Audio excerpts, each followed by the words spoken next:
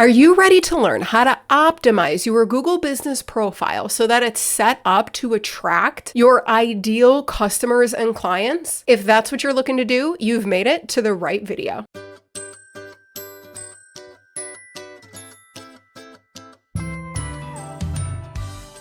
What's up, y'all? Welcome back to my channel. If you're new around here, I'm Mariah, an SEO consultant and educator for business owners looking to take SEO into their own hands. On this channel, I help simplify things like SEO, obviously, websites, tech, and I dive into tools and recommendations to help you grow your online business in a way that works for you. In today's video, we're going to dive into the world of the Google Business Profile optimization. So I will say in this video, I am not going to walk through the process of how to sign up or how to set it up from the get-go and get verified. I'm actually going to link to another video. Somebody else created this video and it's a really, really good option. And so I'm going to link to that in the video description box below. So this video that you are watching right here with me is going to be the perfect fit if you've already signed up for your Google Business Profile, but now you're wondering, how do I get the most out of it? How do I optimize it? What things do I have to pay attention to? If that's where you're at and that's what you're wondering, you've made it to the right video. Let's kick it into the screen share.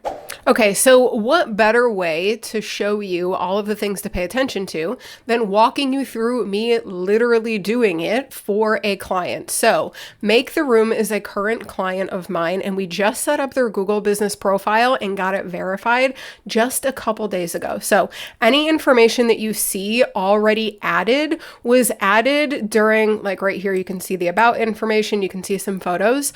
All of that was added during that like setup process. And a lot of people think that's all you have to do. That's not really true. There's a lot that we can come in here and we can optimize and we can really tweak to make it better. So I'm going to share some things that I'm always pointing out to students in my membership and to clients. I'm not going to go into like the weird little hacks that you'll hear around the internet. Like there's one where it's like literally change your business name to include your target keyword. It's not a hack that I'm going to recommend, okay? I'm going to dive into the foundational things. So the very first thing that I want you to notice is we don't have the logo uploaded, okay? So if you see this cute little blue person, we have to add your business's logo. This is really, really important for brand visibility, brand recognition. So come into photos, and a lot of the times people will just click the add photos button and upload their photo, all of that.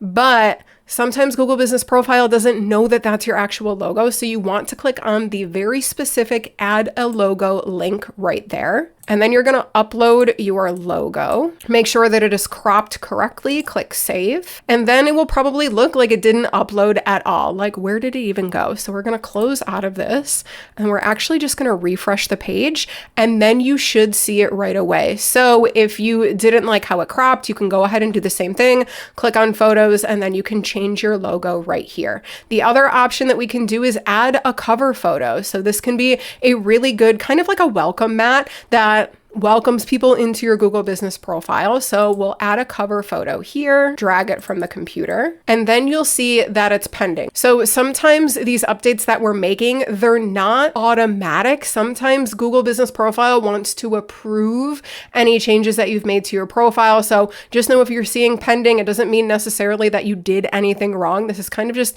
a normal thing that happens with the Google Business Profile. So these are the two things that I really want you to pay attention to, but then I want you to add some other photos. So when people are looking at a Google Business Profile, they're looking for the photos that kind of represent the business. So this client specifically, they don't have a brick and mortar yet. They don't have like a physical location that you can come and visit. If they did, I would want them to upload photos of like their front door or the building that they're located in. I would want to see like the inside of their office or their studio or things like that. Like imagine that somebody has no idea what they're walking into. We want them to feel like they are familiar with our space just from looking at the photos on our Google Business Profile, okay? And then since this client doesn't have that option because they're not a physical space, they're an online service area business. And so instead, we're using this photo section to upload photos of previous client projects. So we've uploaded a couple, and then we uploaded a photo of them in particular. And so that's really great so that users can see the humans behind the business. business. This is so important.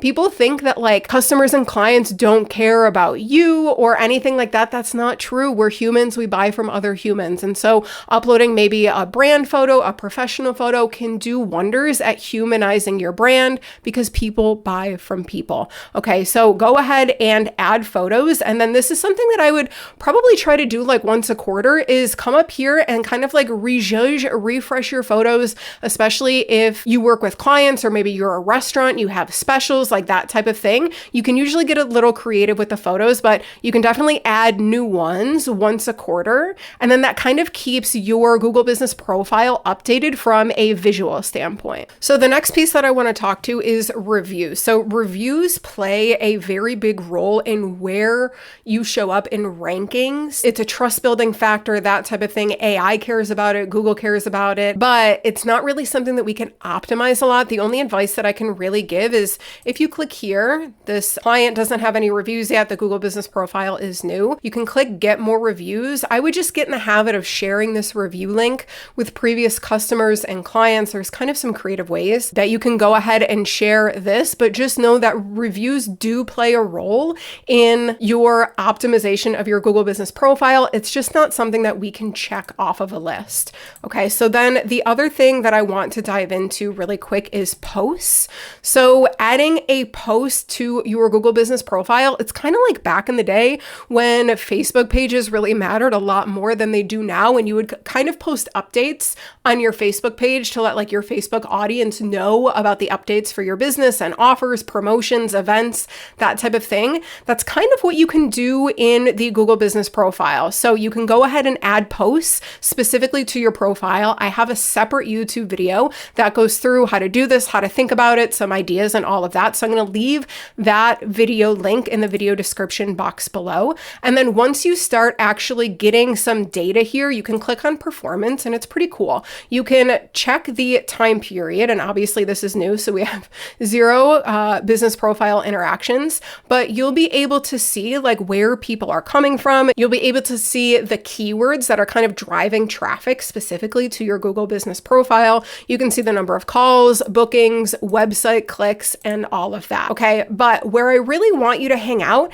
is actually, and I skipped over it on purpose because this is where I'm probably going to spend a decent amount of time talking, is the edit profile option right here. So you can click on that, and this is kind of all of your business information for your Google Business Profile. So obviously you've already gone through the setup steps, and so you should have your business name, you should have your business category. But what I want you to pay attention to is this description. When you were setting up your Google Business Profile, you maybe only put 1 line, 2 lines. What I want you to do is actually try to take up as much character limit, character space as possible. This is a really, really good place to introduce yourself, your business, build trust. It's a great place for SEO keywords, not dumping them and spamming them or anything like that, because remember, users are reading this, AI bots are reading this, and they're trying to be able to connect your business, your expertise with the things that people are typing in.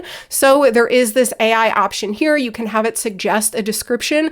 Just make sure it sounds human, okay? Humans buy from humans, very, very important, but just come in here and try to use up as much character space as possible. And then if you have an opening date, you can go ahead and add that. If you have a phone number that you want public and you want people to use, so I would say most businesses should probably have a phone number, especially if you have an office, if you have a restaurant, if you have like a physical location, for sure. Me, I'm kind of in a unique scenario where I do offer local services to clients, but I don't have an office that people can come into, and I don't have a business phone number. So me personally, I choose not to show my phone number. So I would actually delete this if you didn't want your number to be public. So then if you have a chat feature, or if you want to be able to chat with customers via text message, you can go and set up that information as well. And then right here, website. This is so, so, so important. Make sure that the correct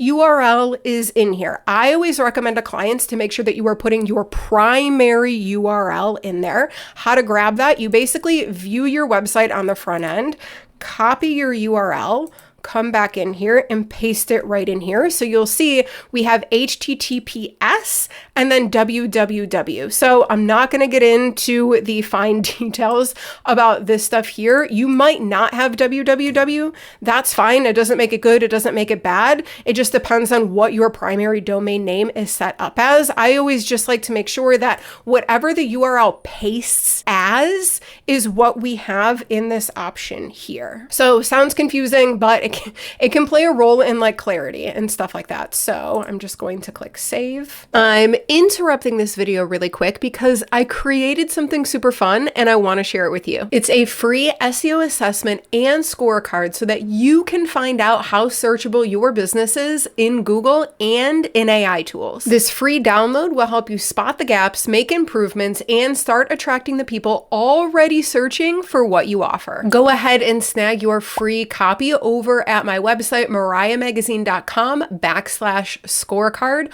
or I will leave the link to that in the video description box below. And then the next thing that I want you to pay attention to is social profiles. This is so important because people can find your Google business profile. Maybe they're not ready to book you yet, but maybe they want to start following you on Facebook, on Instagram, on YouTube, on LinkedIn, whatever you have going on. So if you have social profiles, come in here, make sure that they are linked to your Google business profile. This also helps AI connect your business, your Google business profile, your website, and your social media profiles all together so that it understands that it's the same business, it's the same brand. So I came in here and popped in my clients' Instagram and Facebook profile URLs. Notice it's the web address. It's not the handle or the username. Make sure that you are snagging that full web address and then you can click save. So like I mentioned with the photos, some of the edits do have to go through like a pending process, but typically things like this can get approved pretty quickly. And then right here we have location and areas. This is going to be different depending on what kind of business you have. If you have a restaurant or a medical spa, or if you have like a brick and mortar, you're definitely going to want to show your business address to customers. So make sure that you have the correct address in there, set up all of those settings, all of that. If you don't, and you're like this client, they're a service area business. So they are a local business, but they don't have a brick and mortar. So because of that, we are able to actually add service areas. So they are located in Denver, Colorado. And then we selected very intentionally the service areas that we want to connect with when it comes to future clients and customers. So I'm not sure off the top of my head if there's a limit on how many service areas that you can add, but just keep in mind that it's going to look a little spammy if you're literally adding every single one within like a 1,000,000-mile radius. Okay. So I'm pretty sure that the rule for Google Business Profile is if you're adding the service area, it has to be within 2 hours of where you're actually located. Don't take my word for that. Google it, double check that that's actually the radius. But last time I heard, I'm pretty sure that that's what it was. But these are the very intentional like suburbs and towns that my client wants to be associated with, and then click save. And then if you have business hours, go through and definitely set that up. So this business doesn't have main hours, so we're not going to show main hours. And so that might get a little confusing right here. So this is the Google Business Profile on the right. You'll see add business hours, and it's like, it's not really missing information just because like this business doesn't have business hours like a typical one does. If you do have working hours that you want to set, you can definitely come in here and kind of outline those. And then if any of these are relevant to you, you can go ahead and check them and add them to your profile. And then if you identify as any of these, definitely make sure that you are choosing the ones that make sense. So this client identifies as woman-owned, so we're going to click save. And then go through the other options to make sure that you are basically selecting everything that makes sense. If I was to break down how to optimize your Google Business Profile in the best way,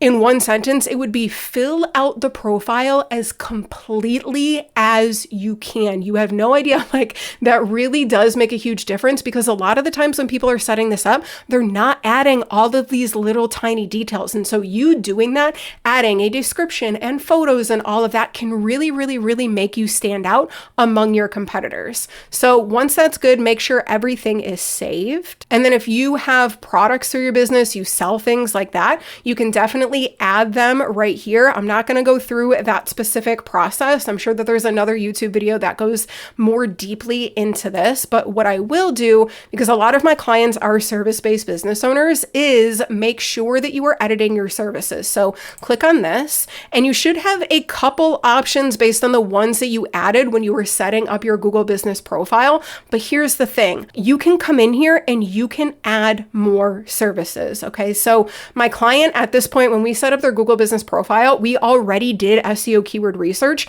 So coming up with these and knowing which ones are important was pretty easy, because these are essentially like the service-based keywords that we're targeting on the website. And we kind of want those things to mirror and match so that it makes sense for Google, for AI, for users. And so a lot of people stop here. They will add the service and call it a day. Not quite. I want you to come into all of these services and add a service description. Same thing here. So try to take up as much character limit as possible and just come from the perspective of somebody is thinking about hiring you. They don't know you. They've never heard of you. They don't know your service, that type of thing. So give a description for this. If it makes sense to add a price, if you have a fixed price, if you have a starting at price, that type of thing, this can be a pretty good differentiating factor for a lot of users. If they're seeing like price transparency for things, they might choose to go with you over a competitor. So that can be really helpful there. But this is a huge thing,